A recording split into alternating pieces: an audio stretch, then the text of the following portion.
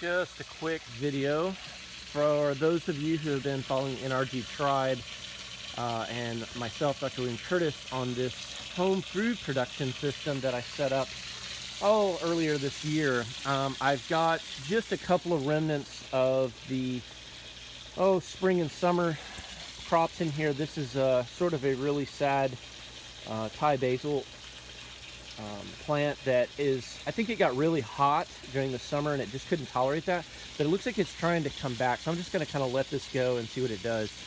I went ahead and planted more tomatoes. Our last tomato plant got really massive, had some fruit, played itself out.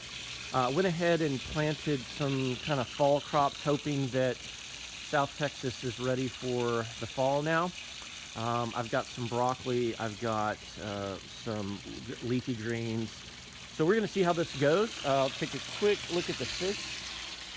They are getting quite large, so they'll be ready to harvest later on in the next few weeks, most likely.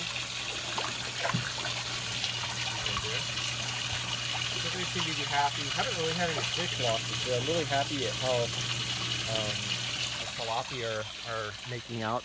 Probably going to put catfish in there when the water gets colder, because these tilapia won't tolerate cold water.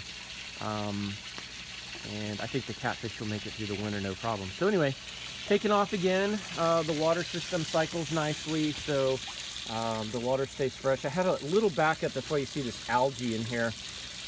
The bell siphon wasn't quite working right at one point, but I got that all straightened out. So everything's good to go, and I'll show you another video in a few weeks, let you know how things are going.